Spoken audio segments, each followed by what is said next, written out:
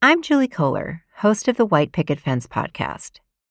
If you've read the opinion section of any newspaper lately, you've probably come across think pieces, panicking about falling marriage rates.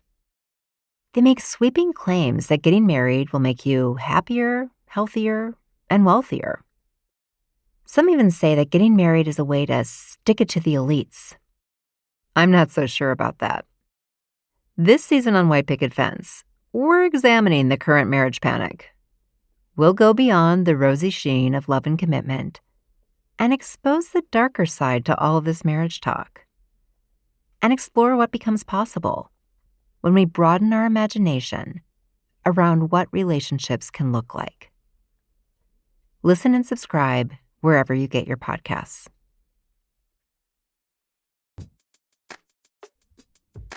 Hey everyone, Ashanti here, the founder of the Brown Girl's Guide to Politics. As we're hard at work preparing to bring you Season 3 of the pod, we have a special treat. I was a guest host on another Wonder Media Network show, Encyclopedia Womannica. Normally hosted by Jenny Kaplan, Encyclopedia Womannica is a daily 5-minute podcast about women from throughout history. You may or may not have heard about all of these women, but you definitely should. Today, I'm proud to bring you an episode all about the one and only Ida B. Wells. I hope you'll give it a listen and subscribe to Encyclopedia Womannica. Until next time, Brown Girls. Having lost my paper, had a price put on my life, and been made an exile from home for hinting at the truth, I felt I owed it to myself and to my race to tell the whole truth. This is Encyclopedia Womannica. I'm Ashanti Gholar, host of the Brown Girl's Guide to Politics, guest hosting today's episode. Born into slavery, today's warrior became a journalist, educator, civil and workers' rights activist, and suffragist. She is best known as a leader of the anti-lynching movement. Her reporting on the violent injustices faced by African Americans and the work to make the United States a more equitable place significantly impacted American society. Let's talk about Ida B. Wells. Ida Bell Wells was born in Holly Springs, Mississippi on July 16, 1862, 6 months before the Emancipation Proclamation. She was the eldest of 6 children. When Ida was 16, her parents died in a yellow fever outbreak. Ida was determined that she and her siblings would not be split up, so she got a job as a teacher at a rural country school. In 1882, Ida moved with her family to Memphis, Tennessee. 2 years later, Ida was riding on a train from work when she was asked to move. She was instructed to move to the colored car, which also served as a smoking area. Furious, Ida refused. When the conductor forcibly removed her from the train, Ida bit him. She sued the railroad company and ultimately lost the case. According to historian Mia Bay, the injustice inspired the beginning of her activism and journalism career.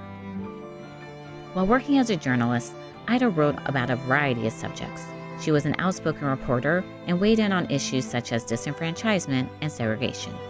Rapidly, Ida became one of the most prominent Black journalists of her time and was called the Princess of the Press. In 1892, Ida's close friend and 2 other African Americans were murdered by a lynch mob. The killings motivated Ida to expose the reality of lynchings, becoming one of the first reporters to do so. Ida wrote articles condemning the attack and the wrongful deaths of African Americans. In one article titled Lynch Law in America, Ida wrote, "The 19th century lynching mob cut off ears, toes, and fingers, strips of flesh, and distributes a portion of the body as souvenirs among the crowd." Through her writing, Ida documented the dangers that Black Southerners face. After one particularly controversial article that Ida wrote, a mob stormed the office of her newspaper and destroyed the press. Fortunately, Ida wasn't in the office when the incident occurred. Still, the attack understandably frightened Ida, and she left town. She moved to New York, where she worked at the New York Age, an African-American newspaper. There, she continued her work exposing lynching and wrote a report on the subject for the publication. In 1898, Ida brought her campaign to the White House.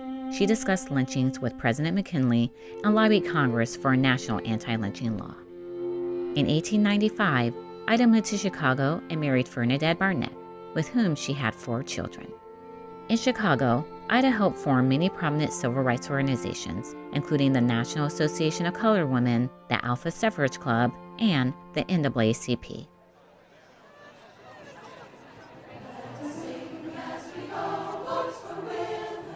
She actively fought for the women's suffrage movement. During one suffrage parade, organizers told Ida and the other Black women in attendance to march in the back. The organizers feared that women of color would offend Southern delegates. But Ida refused, standing her ground despite the enormous backlash she received. For the right shall prevail over all. Ida's fight for social justice was relentless. She continued her activism until her death in 1931 at the age of 69. Ida is best remembered for her invaluable role as a social pioneer.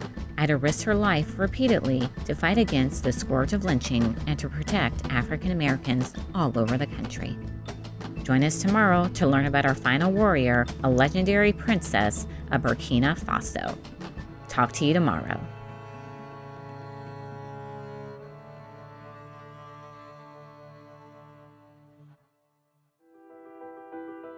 Before you go, I want to tell you about a campaign that we're really excited about.